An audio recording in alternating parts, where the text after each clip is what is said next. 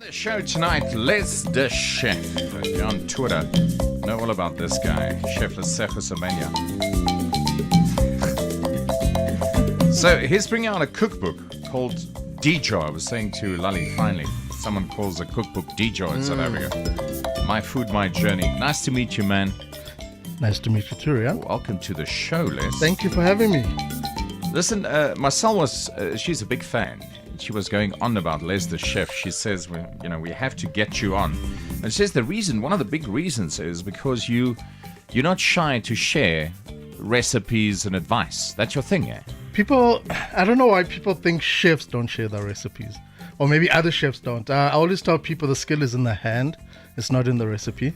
Nice. So I can give you the recipe for the best dish in the world. But if you don't know how to cook, you'll never get it right. Yeah. So cooking is not a thing you can learn. You can either cook or not. It's like, you can go for art classes. Does it make you an artist? Gotcha. That's what I say to people. But you can teach people the skills and the basics. And that's what I do on social media. I try to get people understanding food, the fundamentals of it, how it's made from very scratch. Just 2 weeks ago, I was telling people that butter is literally just shaken up cream. And I posted photos of me pouring cream in a jar and shaking it 15 minutes later, this butter. Yes. People were shocked. You'd be so surprised.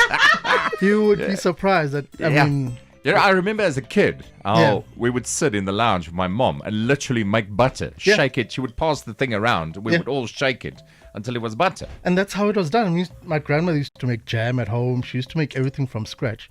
But people are losing the art of making things from scratch. These lives we live up here in Gauteng of convenience, we tend to forget the simple things. And it's the simple things. For Christmas, homemade jam in a jar tied with a nice ribbon. People appreciate that more than a voucher for shopping or something. Amen. Sure. You know what is odd to me? We were just talking about it earlier today.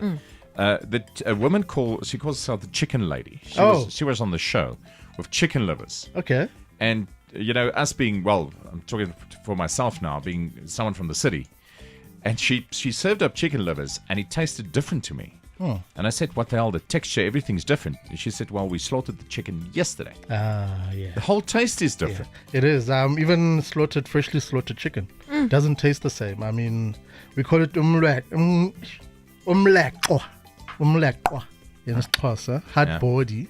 The chicken that you slaughter at home, it's completely organic and it tastes a lot different to the stuff you buy in the shopping center, in the supermarkets.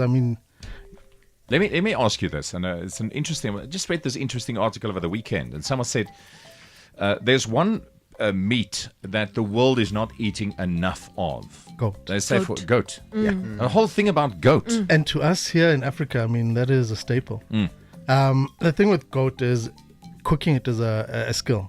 You have to know the techniques. You can't just make a steak with a goat. I had some terrible goat here. I had some terrible goats in my life. Oh, put me off goat forever. And goat curry is delicious. It is. It's all about the slow cooking, and that's the thing with goat as well. So that throws people off, and there's a slight smell to it. Yeah, that's the thing. It doesn't smell like barnyard. It's that barnyard smell. But they say it's less fatty than sheep, for instance. Yeah, than mutton. Goat would be closer to having venison than any other cut of domestic animal. How do you get the smell out? Les, come on. You can't. It's like asking me how do you get the smell of cooking tripe. It's there. Yeah. It's all part. Just enjoy it, man. It's part of the. 1821. LesDaChef is with us tonight. Jacaranda.